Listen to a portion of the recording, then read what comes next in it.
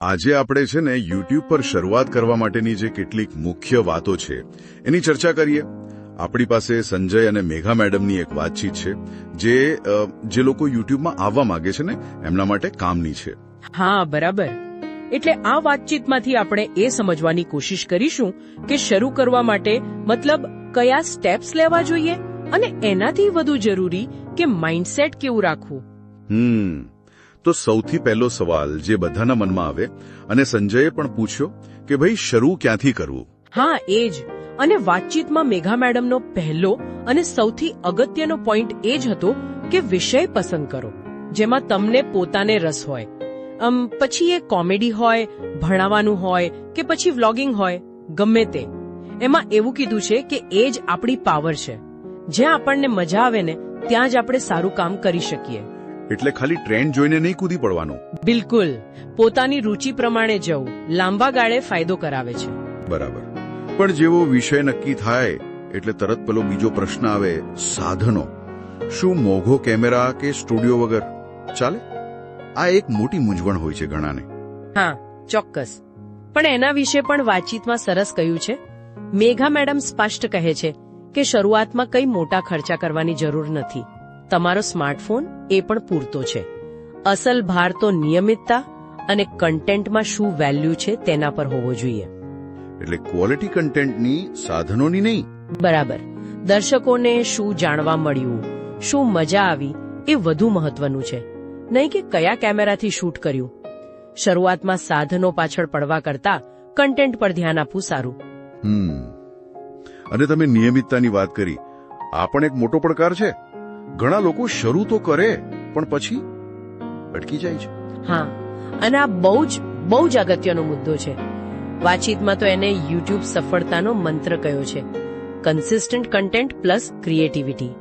એટલે કે સતત કન્ટેન્ટ આપતા રહો અને તેમાં કંઈક નવું, કંઈક સર્જનાત્મક કરતા રહો. સતત એટલે કેટલું સતત? રોજ? એવું જરૂરી નથી કે રોજ, પણ એક ધારો નક્કી કરવો પડે. અઠવાડિયે એક વિડિયો કે 2, જે પણ નક્કી કરો એ નિયમિત જાળવવું પડે. એનાથી ઓડિયન્સ બંધાય છે અને યુટ્યુબ અલ્ગોરિધમ પણ એને હેલ્પ કરે છે. સમજાયું. એટલે નિયમિતતા કીધી, હવે કન્ટેન્ટ બની ગયું, નિયમિત મુકાય પણ છે, પણ લોકોએ જુએ કઈ રીતે?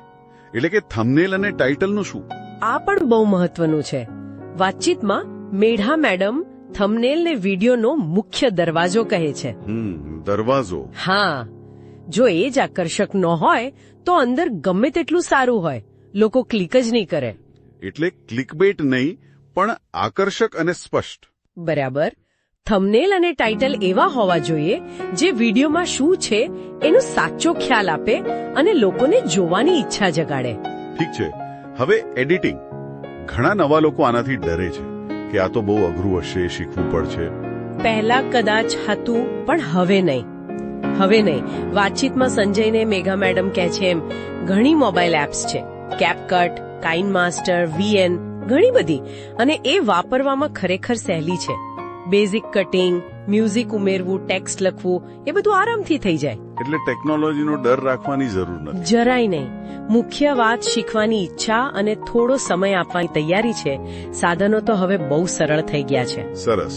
તો આ બધી વાતો સાંભળીને જે લોકો ખરેખર હવે એમ વિચારે છે કે મારે શરૂ કરવું છે, એમના માટે એક છેલ્લો પણ સૌથી અસરકારક સંદેશ શું હોઈ શકે આ વાતચીતમાંથી? આખી વાતચીતનો જે નિચોડ છે ને એ બહુ સરસ છે. મેઘા મેડમ કહે છે, શરૂઆત કરતા ડરશો નહીં. નાના પગલા લો પણ રોકાશો નહીં. નાના પગલા પણ સતત. હા. સફળતા એક દિવસમાં નથી મળતી, ટાઈમ લાગે છે, પણ જરૂરી એ છે કે ચાલતા રહેવું. દરેક વિડીયોમાંથી કંઈક શીખવું, થોડું સારું કરવું. બસ અટકવાનું નહીં, ગતિ રાખવાની.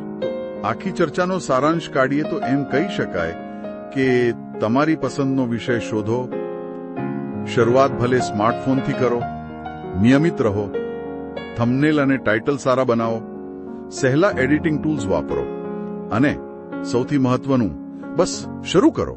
હા. અને અંતે એક વિચારવા જેવી વાત એ પણ છે કે આ જે સલાહ છે ને, નાના પગલા લો પણ રોકાશો નહીં, એ ખાલી શરૂ કરવા પૂરતી નથી.